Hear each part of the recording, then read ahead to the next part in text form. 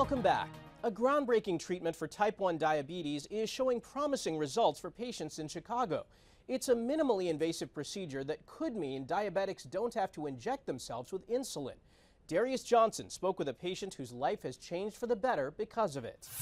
Here at UChicago Medicine, life-changing transplants are being conducted for type 1 diabetic patients. This medication has a great potential to be less toxic to the patient and be more beneficial, providing better outcomes in islet transplantation. That medication is tegoprubart, modified over the last 25 years to help bring positive results for type 1 diabetic patients who use insulin, patients like Marlena Godell. I have so much more energy. I feel so free.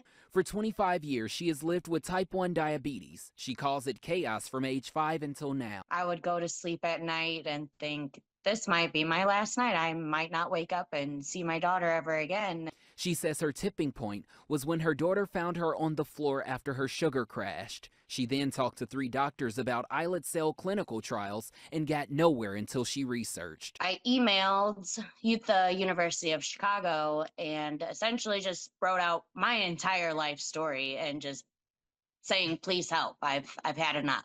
That was last October, and on July 17th, she went in for her procedure. I have a really cool scar. I show everybody who will look at it.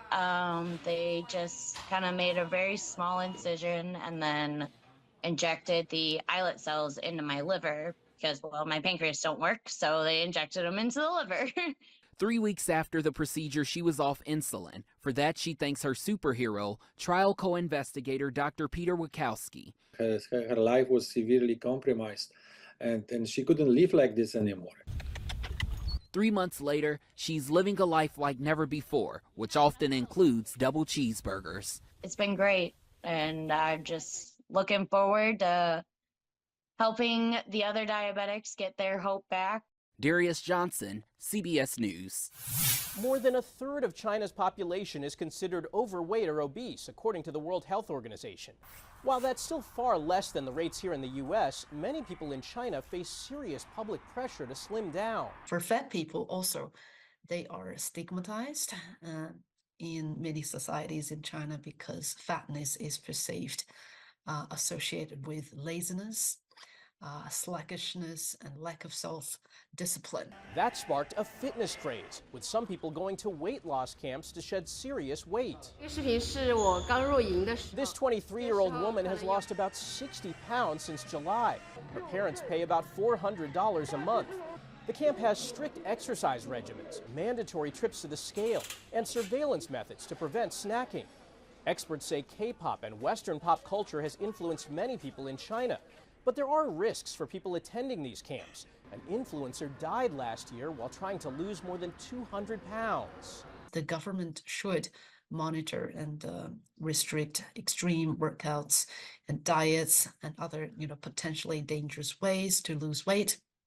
And also many camps are, fraught with poor services. All of these really need streamlined by the government. In China, obesity is the 6th leading risk factor for death and disability. We'll finish back here in the States. The nonprofit Food Rescue US collects excess healthy food that would have ended up in landfills and distributes it to local agencies. The organization is active in 23 states, and the World Bank is one of their partners. Natalie Brand looks at how they're working together to combat food insecurity. On a busy week at the World Bank, the kitchen cranks out up to 8,000 meals. What's not consumed, Chef Nick Cavaretta and his team carefully package and prep for donation to organizations in need. We love statistics here at the World Bank, so we just get a weight on everything so we can monitor exactly how much food gets donated.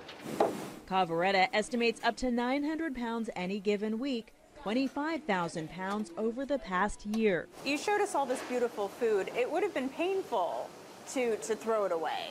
Yeah, of course. I mean, perfectly edible. Volunteers from the organization Food Rescue US DC pick up the leftovers weekly and deliver them on this day to a facility that provides housing to veterans who have experienced homelessness.